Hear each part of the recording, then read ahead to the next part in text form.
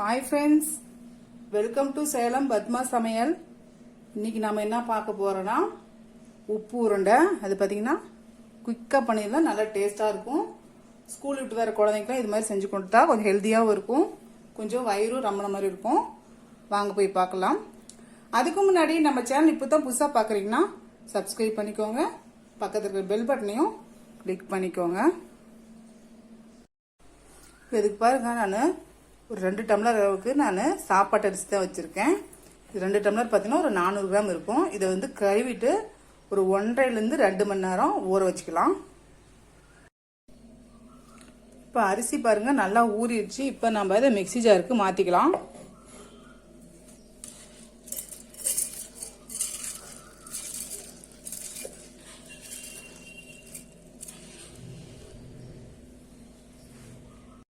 இப்போ இதுக்கு தேவையான அளவுக்கு உப்பு போட்டு ரொம்ப நைஸா இல்லாம கொஞ்சம் கொரகொரப்பா அரைச்சி எடுத்துட்டு வந்துடுறேன்.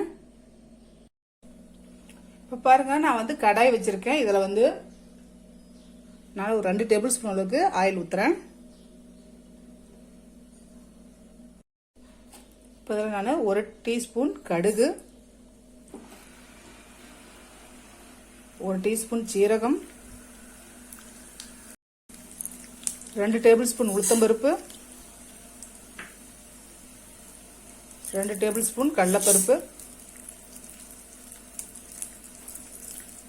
கொஞ்சமா பெருங்காயப்பொடி. இது செவக்க வறுத்துக்கலாம்.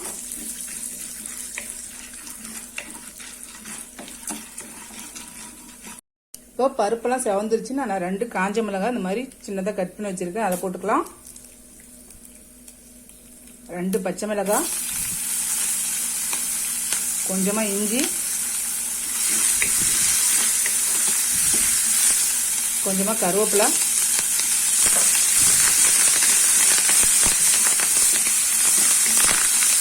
நான் கொஞ்சமா தேங்காய் அந்த மாதிரி பல்லு பல்லா வச்சிருக்கேன், அதை போட்டுக்கலாம்.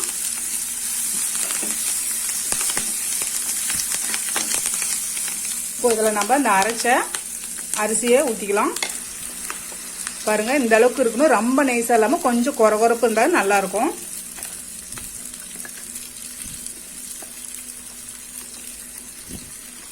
இப்போ ஃப்ளேம் மீடியமா வச்சு நம்ம கலந்து விட்டுடலாம்.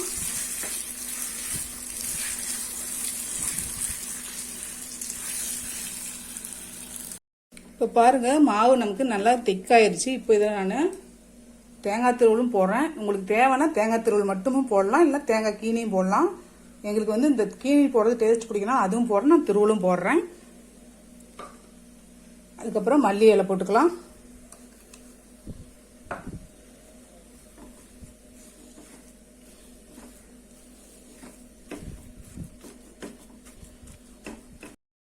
இப்போ நமக்கு மாவு ரெடி ஆயிடுச்சு. இது கொஞ்ச நேரம் ஆறட்டும். இப்போ பாருங்க, நமக்கு மாவு ரெடி ஆயிடுச்சு, ஆறிடுச்சு. இது வந்து நம்ம இந்த மாதிரி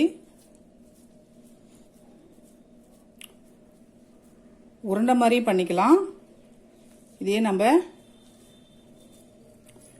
இந்த மாதிரி பிடி கொழுக்கட்டை மாதிரியும் பண்ணிக்கலாம். நான் இப்போ 2 விதமாகவும் பண்ண போகிறேன். இந்த மாதிரி எல்லாமாவே நம்ம பண்ணி எடுத்துக்கலாம்.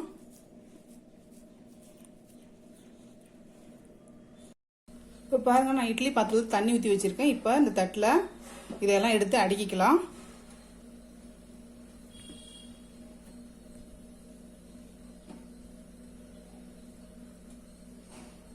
இப்போ இதை மூடி ஒரு 15 to 20 நிமிஷம் வேக வச்சு எடுத்துக்கலாம்.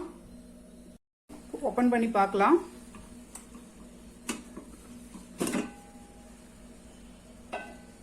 அவ்வளோதாங்க, சூப்பராக நம்ம உப்பு உருண்டை ரெடி ஆயிடுச்சுங்க. இந்த வீடியோ உங்களுக்கு பிடிச்சிருந்தாக்கா லைக் பண்ணுங்க, ஷேர் பண்ணுங்க, கமெண்ட் பண்ணுங்க.